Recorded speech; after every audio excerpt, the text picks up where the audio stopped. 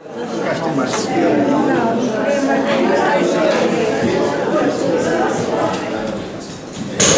autora, e cumprimentar os responsáveis da editora Labirinto, que são responsáveis por esta edição.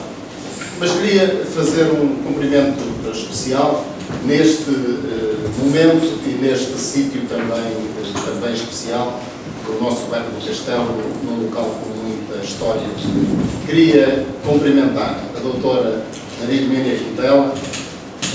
Queria aqui recordar a figura grata e saudosa do engenheiro Hermínio Quintela, e queria dizer que a história de uma cidade, de qualquer lugar, não se faz apenas das pedras que se vão colocando umas sobre as outras e que constroem a cidade, que formam monumentos, que deixam marcas que perduram ao longo dos séculos. A história faz-se também das pessoas que se dedicam a causas, que se dedicam, no caso, à cultura, à educação, à literatura, à saúde, que conseguem conciliar atividades profissionais diversas com a vontade de escrever, de partilhar sentimentos, pensamentos, reflexões que são muito importantes, porque ficam para a posteridade, tal como ficaram as pedras do nosso castelo, que hoje tanto nos orgulha. Nós podemos visitar a nossa cisterna, e esta obra ficará nas nossas bibliotecas, ficará na memória de quem a ler e conseguir interpretar, e serão muitos, seguramente, aquilo que a autora nos quis transmitir. Eu estive a semana passada no Rio de Janeiro e tive a oportunidade de visitar o Real Gabinete Português de Leitura, que, além de ser um edifício magnífico, tem um espólio formidável, com cerca de 400.000 obras, entre as quais uma primeira edição dos Lusíadas, de 1572, um manuscrito do Amor de Perdição, do Camilo, que neste momento está encostado ao Livraria Galelo, toda a biblioteca do professor Marcelo Caetano, cerca de 40.000 volumes, e uma coisa mais importante que todas essas, todas as edições que pelo depósito legal são editadas em Portugal e são vendidas. Claro que eles não têm condições para guardar e expor e pôr em regime de empréstimo todas as edições que durante o ano são editadas em Portugal. Serão seguramente, os editores saberão melhor, mas não digo toneladas, mas são milhares de livros.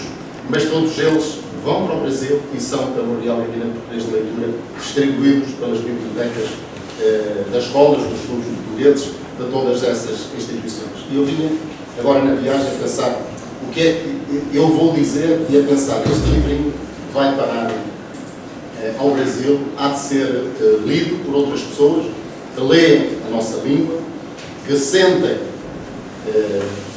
também deste lado do Atlântico uma parte da sua cultura, porventura por alguns portugueses ou descendentes de portugueses que ali se encontrem, alargando ainda mais esse conceito de também fazer história através daquilo que se escreve e não apenas daquilo que se constrói.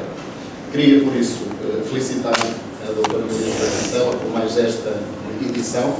Ela tem uma produção literária intensa, fruto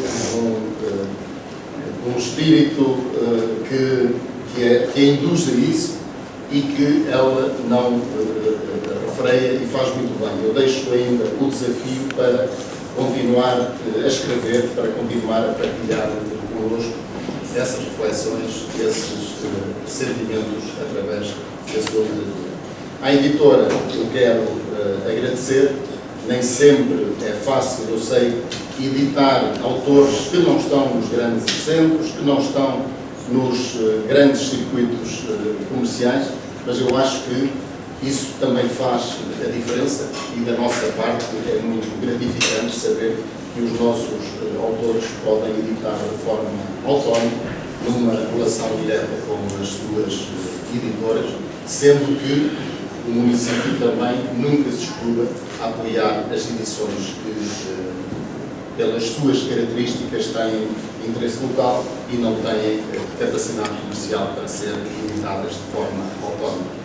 É também um contributo que nós damos para que este princípio de que quem tem a capacidade de escrever e de partilhar aquilo que escreve o possa continuar a fazer, enriquecendo a nossa cultura com essas edições. Muitos parabéns mais uma vez, é um gosto enorme estar aqui convosco e então agora que eu passava a palavra para a apresentação do livro. Muito obrigado.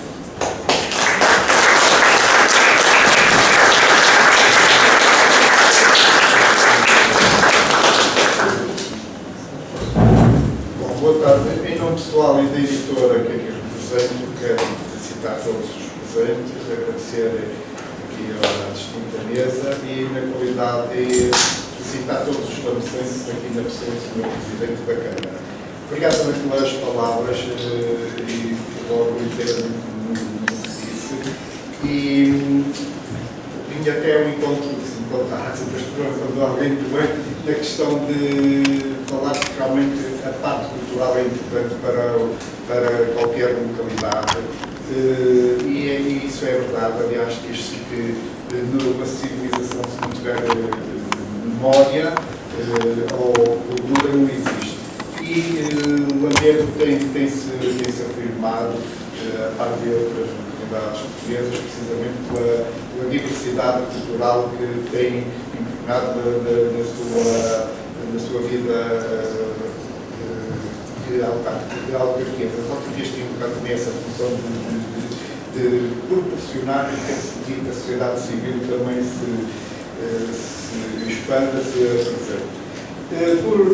Por último, quero agradecer uma vez mais aqui à Maria José. Este é já o seu 12º livro, uma grande parte deles editado com a Labirinto. E felicitar e agradecer uma vez mais a confiança que tem depositado no Labirinto. O Labirinto é uma editora que tem sede em Faf. Estamos no mercado, por assim dizer, há 23 anos e hoje em dia podemos dizer que é uma família. Temos um conjunto de bons autores, pode-se falar que já tivemos uma rede de autores por todo o país e até além de fronteiras. No ano passado, a Maria José foi convidada para um dos maiores festivais do outro lado da fronteira, de Salamanca. Por isso, é com um gosto, com honra, mas também com um sentido de responsabilidade acrescida estar uma vez mais aqui deste lado, porque por um lado, é um grande espírito de responsabilidade. Temos mais um belo livro aqui apresentado. Temos aqui na mesa também um outro autor Labirinto, o Luís Aguiar. Por isso, a editora começa já a ser também uma editora geracional. Temos aqui na sala também a nossa mais jovem autora, que há cerca de 2 anos estivemos cá a apresentar o livro, a mãe da autora, da Maria José. Por isso, isto dá-nos, por um lado, prazer, mas sobretudo também um bocado de peso da responsabilidade, porque já não representamos, ninguém nos obrigou a sermos editores, mas é nesse sentido de responsabilidade que estamos cá e também temos contado ao longo dos anos com a colaboração de diversas autarquias. Daí, uma vez mais, agradecer a nossa Presidente as suas palavras, do conhecimento do trabalho que as editoras, como no nosso caso, têm feito pela diversidade editorial do país. Por isso, uma vez mais, agradeço a todos os presentes e o espaço agora é de festa, é a autora, a responsável que temos aqui, e passava a minha palavra ao Luís, que será ele o responsável pela apresentação. Muito obrigado uma vez mais a todos e aos colegas do programa.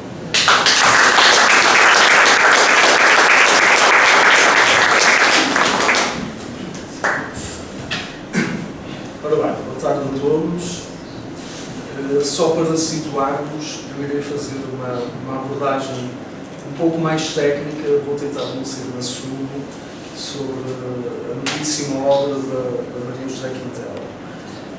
Depois da minha intervenção, a Maria José também fará um apanhado sobre o que pensa da sua obra, e depois terminaremos com a declamação de 3 poemas por parte da Patrícia, uma lamecense também, que declama muito bem e que irá terminar então com a declamação. Portanto, este livro da Maria José Quintela, que tem o título Morrer e Depois, eu fui buscar um subtítulo que é um verso e um poema inserido nesta obra. Antes de iniciar então a minha análise, devo referir também que depois esta resenha vai estar disponível na revista literária online Caliban, onde estará toda a resenha, alguma outra fotografia da autora e também a capa.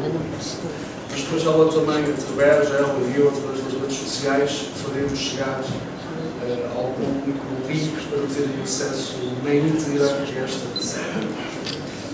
Portanto, irei iniciar.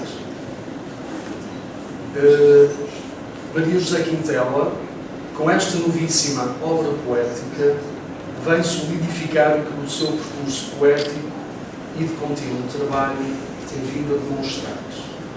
Uma identidade própria que parece indicar, paradoxalmente, uma voz inacabada, que procura uma nova sílaba, uma nova palavra, um novo testemunho.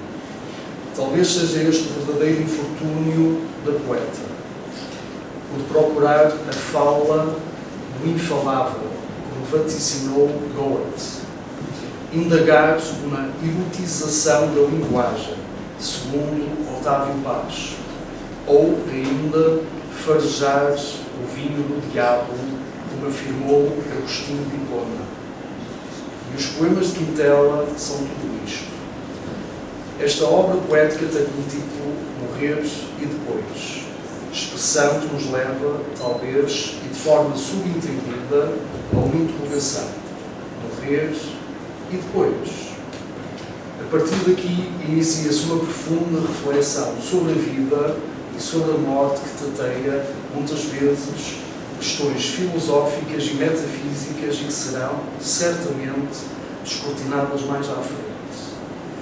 De referir que todos os poemas são escritos em minúsculas, como Alberto o fez no Horto de Incêndio, livro publicado em março de 1997 pela Assírio e Alvo.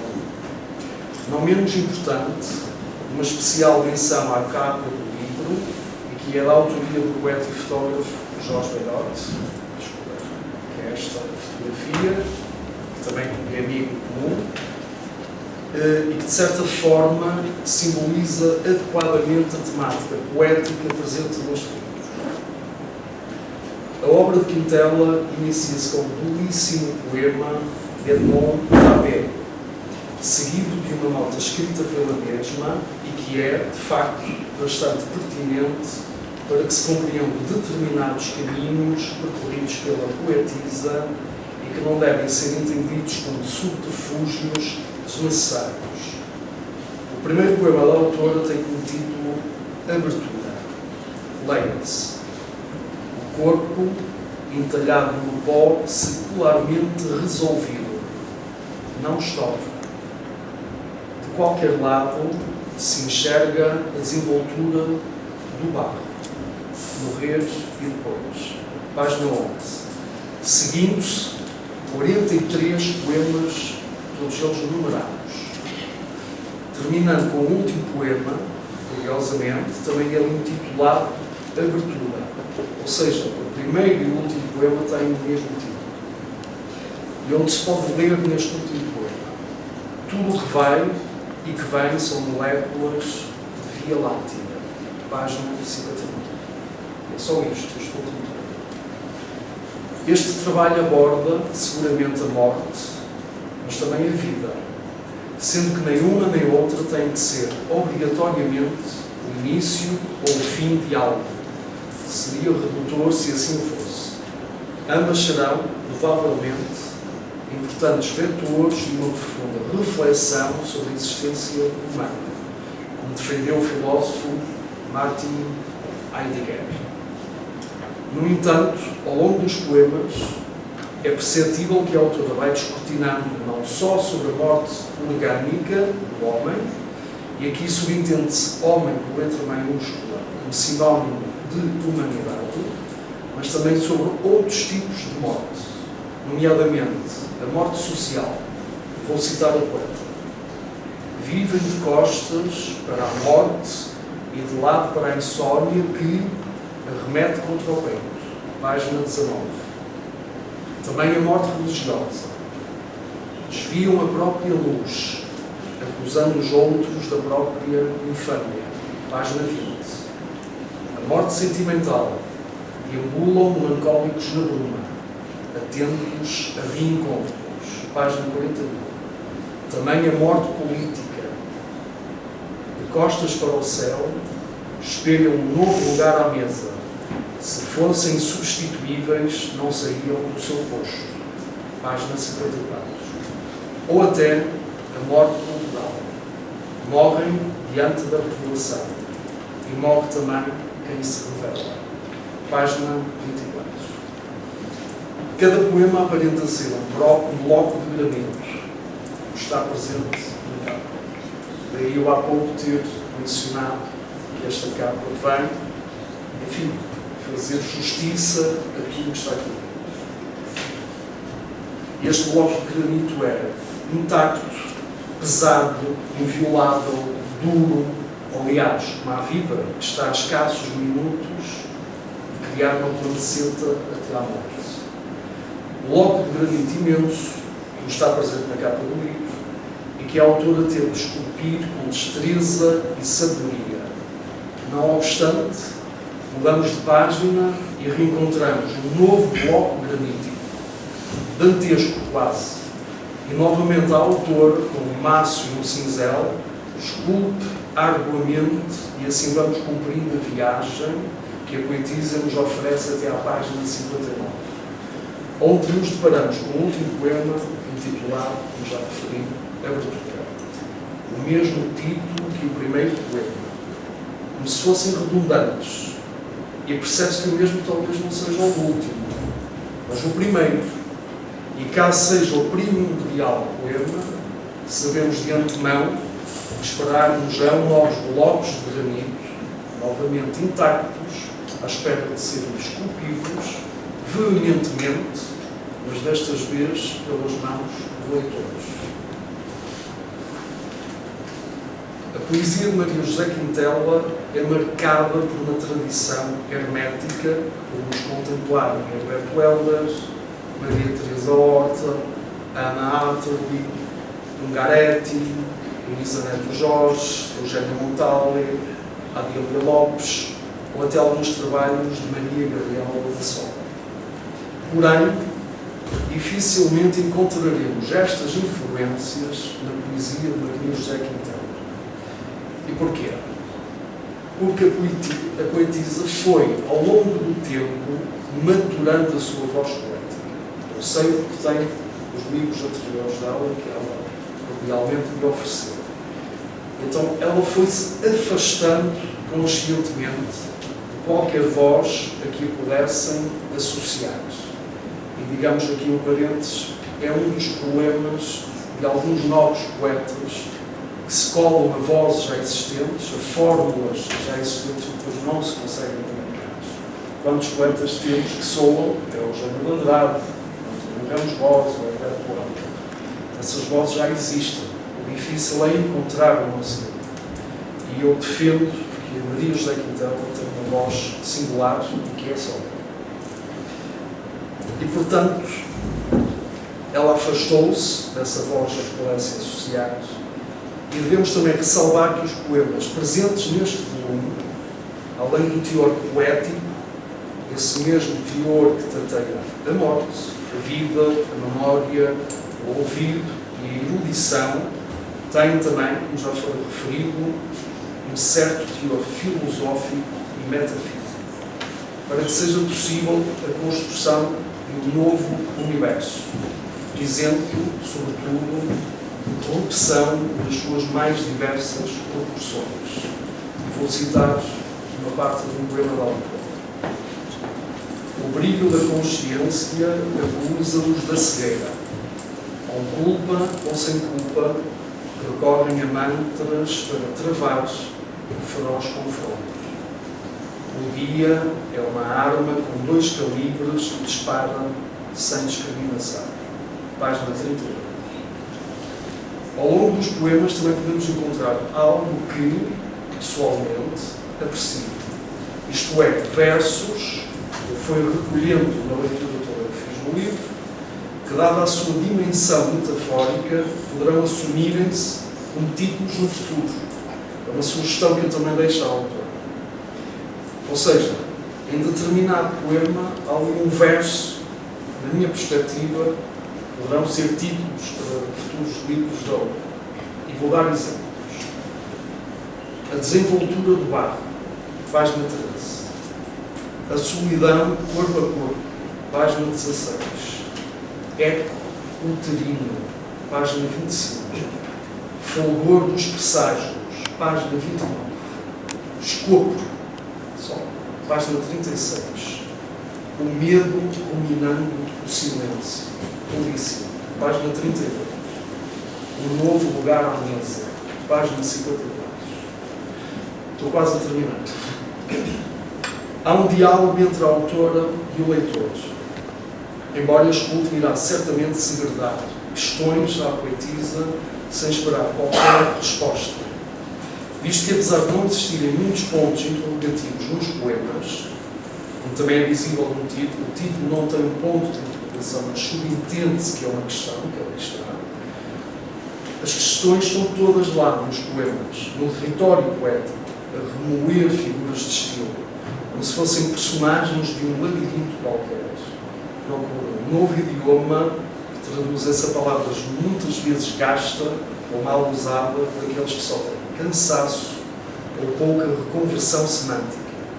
Obviamente que falo da poesia, letras maiúsculas, inevitavelmente, e que ensaia a definição daquele que anseia ser poeta, que é difícil de ser. Ou seja, aquele que procura a linha de fascínio, aquilo que é sublime e que é objeto intemporal. Como Yves Bonnefoy, o poeta, ensaísta e biógrafo francês, registou ao biografar um grande poeta, Rimbaud, ele disse o seguinte: a verdadeira poesia, a que é recomeço, a que reanima, nasce muitíssimo perto da morte. Aquilo a que chamamos vocação poética é tão só um reflexo de luta, muitas vezes tornado inoperante pelo mau sono da existência banal. Esse sono que avança para a morte. Esta expressão está num livro das edições Cotovia, lançado em 2004, em Lisboa, na página 23. Morrer e depois, só o futuro ou o tempo, estou a falar do livro, na sua absoluta dignidade, o poderá demonstrar. Enquanto esperamos por esse sussurro, não nos deixemos às escuras. Mesmo no decesso, há sempre problemas comuns e que batalham a vida inteira, estou a citar a autora, contra a morte. A morte não basta para morrer de vez. Obrigado.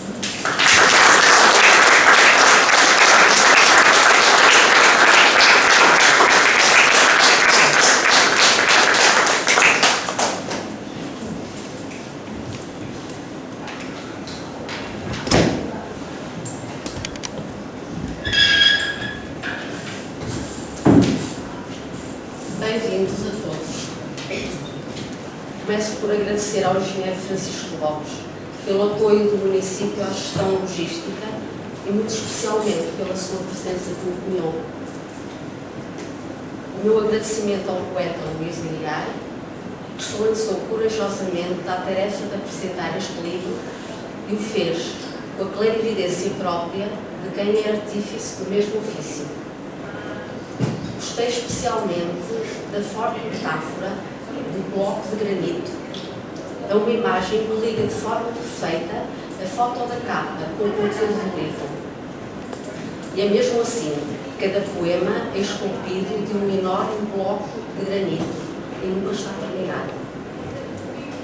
Aproveito para referir também o poeta Jorge Velhote, autor da foto, que deu origem à capa, a quem agradeço também. Uma palavra especial à Patrícia. A sensibilidade e delicadeza com que ela molda as palavras à sua voz melhoram decisivamente os poemas. Obrigada. E com certeza vão verificar isso daqui a pouco. Ao João Artur, meu editor e amigo, por confiar nos projetos que lhe proponho e também pelo tempo e carinho que dedica à poesia, nestes tempos tão opacos, com um otimismo toda a prova.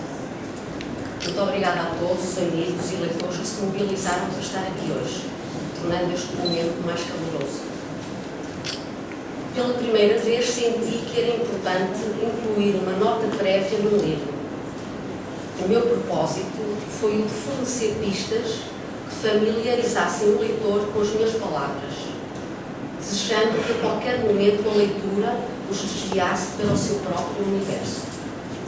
Se cada um destes poemas pode ser lido e interpretado isoladamente, também a leitura se pode fazer de forma contínua e circular, como de um só poema se tratasse. Eu assumo que foi nesta ótica que concebi o livro. O processo de criação é quase sempre igual. Primeiro, chegam pequenas inquietações que se desdobram em reflexões alargadas. Depois vem o tempo para deixar cair o gemido e apurar o texto de sentidos que toquem a circunstância ou a experiência particular do leitor. Acredito que só é possível apropriar um texto se este fizer sentido dentro de cada um e trabalho as palavras, almejando este efeito. A escrita, pelo menos a minha, tem várias camadas e dimensões. Eu destacaria a dimensão espiritual por ser aquela que me permite maior liberdade para viajar entre estados de alma. No contexto temático deste livro, todas as perspectivas têm o mesmo valor dos mistérios que não controlamos. E se no final da leitura sobrarem interrogações, isto apenas significa que é preciso continuar a perguntar. Eu continuarei a fazê-lo à minha maneira, esculpindo o granito. Em seguida, vou ler a nota inicial do livro, que foi dirigida ao leitor, porque julgo que vai complementar este preâmbulo. Este livro é um roteiro ficcionado sobre a extraordinária viagem dos corpos, constituindo um exercício de leitura que convoca o leitor a derrubar fundamentos, a reerguer alicerces e a recriar a viagem à medida da sua convicção. Devo alertar que venha armadilhado com palavras de múltiplo sentido, manipuláveis ao mínimo sobressalto do leitor, almejando proporcionar-lhe uma realidade paralela que o deixe num estado temporariamente confortável no meio do caos. Quando se está confinado a um corpo com vistas de curto alcance e acreditando na abertura elástica do ângulo de visão e no efeito corrosivo do tempo, nenhuma crença individual deve ter a primazia relativamente à desaparição da matéria. A dado momento da leitura, tudo pode parecer arcaico e contemporâneo, esconso e declarado, surpreendentemente possível e impossível. O mais importante é que o leitor faça a gestão das palavras, dos silêncios e dos sentidos de forma a obter a sua produção pessoal. Este é um poema contínuo e circular, narrado na primeira pessoa do plural, com direito a entradas e saídas, sensível a sentidos particulares e memórias coletivas, despretensioso na sua finalidade. Entrever uma perspectiva poética acerca do processo de transito aos corpos de uma dimensão para a outra, desdramatizando a vertente hermética, é um ofício de transgressão conceptual, pura liberdade de ir e de vir, diria até um exercício de promiscuidade saudável entre vivos e mortos, considerando que à vista desarmada, por analogia, é impossível distinguir uma flor que morre da flor gêmea reposta na estação seguinte. Assumam esta forma particular de respirar as palavras, mudando-os consoante a emergência do desassossego. Quando este livro estava em processo de revisão, o meu olhar foi casualmente atraído para um livro na estante. Livro esse que pertenceu ao meu pai, O Eterno Retorno, de Mircea Eliade. Já o tinha folheado em tempos, com pouca atenção, não seria o momento certo para o ler. Desta vez, algo me empurrava para ele e não precisei de ler muitas páginas para me surpreender, percebendo que a minha inspiração fora beber dessa fonte por uma inconsciente e inexplicável canalização. A ideia do eterno retorno, desenvolvida naquele livro, balizava e validava o conteúdo conceptual deste livro que acabara de escrever. Algo ganhou sentido de repente com a lembrança de uma frase que escrevi há muito tempo. Primeiro escrevo e só depois compreendo o que escrevo. Da troca de olhares com o livro na estante, transcrevo um feliz encontro. Portanto, o mundo que nos rodeia, no qual se sente a presença e a obra do homem, as montanhas que transpõem, as regiões povoadas e cultivadas, os rios navegáveis, as cidades, os santuários, tem um arquétipo extraterrestre concebido quer como um plano, como uma forma, quer pura e simplesmente como uma réplica que existe a um nível cósmico superior. Decididamente, não foi meu intuito profanar o insondável desígnio dos corpos e muito menos abalar crenças pessoais. Apenas o de arriscar a abordagem poética de um assunto tabu que a todos inquieta em algum momento da vida e para o qual não existe uma resposta racional, credível ou satisfatória. Reitero e destaco o facto inusitado da atração pelo livro da estante após a conclusão do meu livro, e não antes, o que me tenta afirmar que, se por um lado qualquer semelhança com uma coincidência é mera realidade, por outro, admite uma especulação sobre o que distingue uma influência a priori de outra a posteriori. Seja qual for a soberana interpretação do leitor, cabe-me concluir que a poesia é uma disciplina que desfruta da liberdade suprema de transpor limites. Nada a vincula a qualquer visão da realidade tida como racionalmente pertinente ou acabada. De onde se infere ser este um livro de poesia onde, ao contrário do que afirmei acima, qualquer semelhança com a realidade será mera coincidência. Esta, portanto, uma narrativa experimental de natureza poética. Tenho como certo que o poeta não é senão uma flor de tempo num solitário alto de vidro. Obrigada.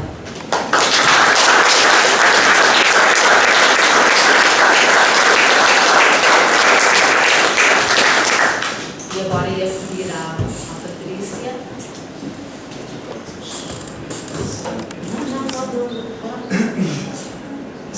É só um minutinho.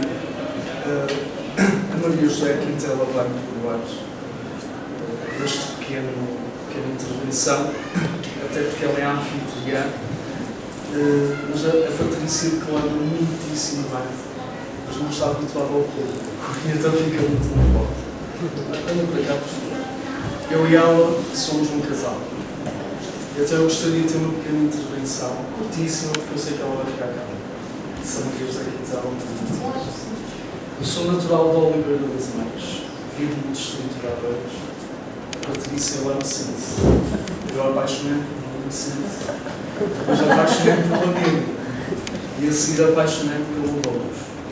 Nós temos visitado no último ano o Impacto do Louros. Mas eu também faço fotografia e captei milhares de fotos com ela e tenho histórias lindíssimas nesta região. Aliás, o meu poderá ser até o outro do Louros. E para culminar nesta alegria, nós vamos ser papás. Vamos ter aqui um bebê que também faz parte do amigo. E eu estou a escrever um livro interessante sobre este encontro. Porque o Rio Louro tem ramelos. Na minha região são moliceiros. Então, tipo, livro chama-se O Odisseio do Rio Douro. Subiu o Atlântico até à Foz do Douro e subiu o Atlântico. E desculpem esta pequena intervenção, mas acho que ela vai ficar mais calma, mais feliz e para conseguir cumprir com o objetivo que é de pôr mais. Vai, tu consegues. Boa tarde a todos. Obrigada, José, pela organização. Vou declamar 3 poemas, queria dizer que vai ser gostar,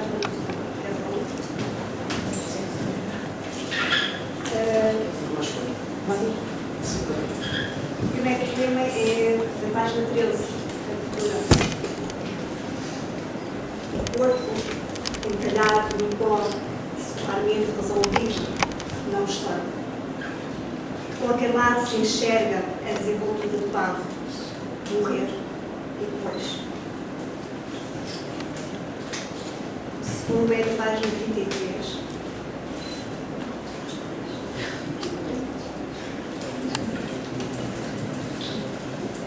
Da banda larga da infância ao horizonte apertado, as asas perdem o fôlego e a vista deserta os olhos. Habituam-se à ideia da ausência, medindo o tamanho da sombra que os ultrapassa. O declínio abortando o excesso de memória, o salto que acende nos ossos minerais fluorescentes, é mero efeito da luz recuada dos olhos. E o último, na página 33, versos 53. Em face da ilusão vitimada, o mistério envolto no interior dos corpos faz uma espuma que os estremece. Deus conhece-os, da pálpebra elevada de sabor clínico, e restitui-lhes o ânimo e o motivo do impulso para o alto. Assim, alados e resplandecentes, quiçá recompensados, inflamam as estrelas e inalam o perfume dos crisântemos floridos para sempre.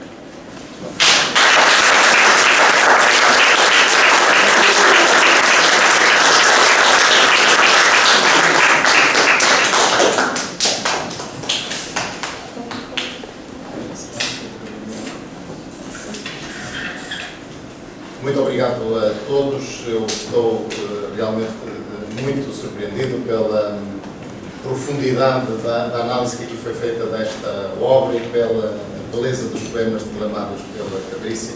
Agradeço a presença de todos e espero que este momento de cultura tenha sido de grande satisfação e alegria para todos, como foi para mim. Muito obrigado.